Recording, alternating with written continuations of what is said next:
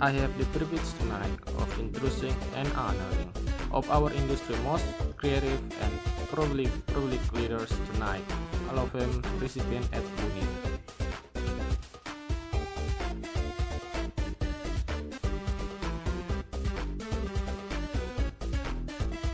When I began preparing this introduction, the first challenge that came up was what exactly to call Ed.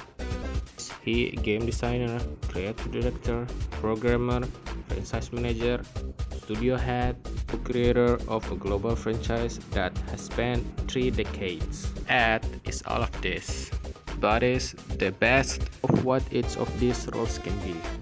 I known Ed since 1991, where I started working at Midway Games in Chicago fresh out of college.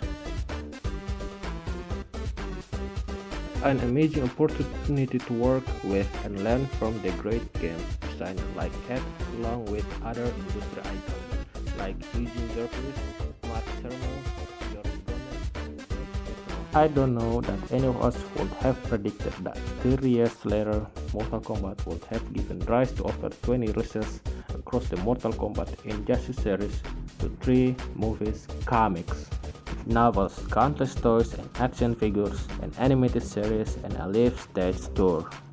As I further reflected on 3 decades of knowing and working with Ed, I remember a quote from movie director Guillermo del Toro about creative people who can concentrate all their energy into a singular project.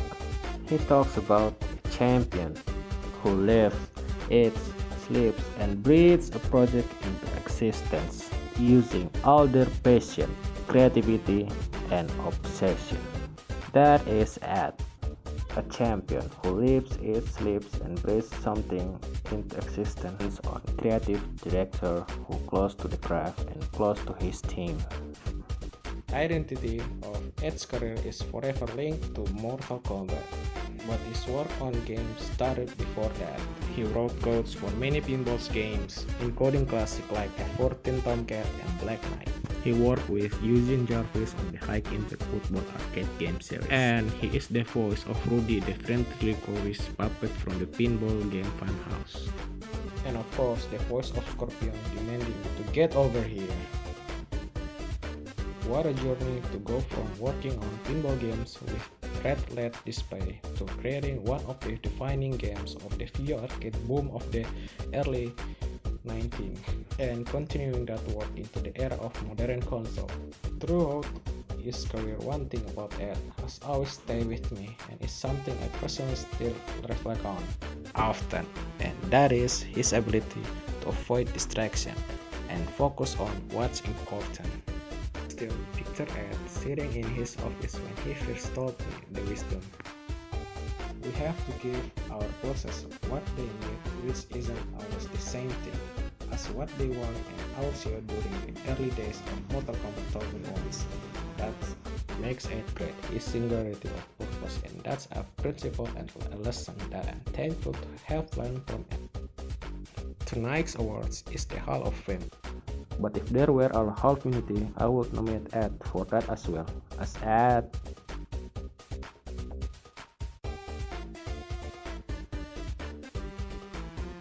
As many know, Ed is one of the most genuinely humble people I ever worked with.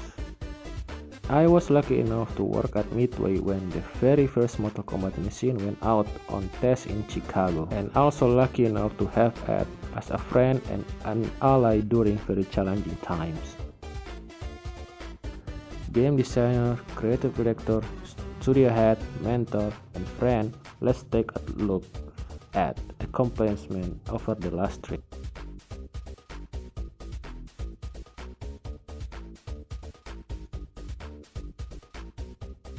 It is my honor to present this year's Hall of Fame award to Ed Boon.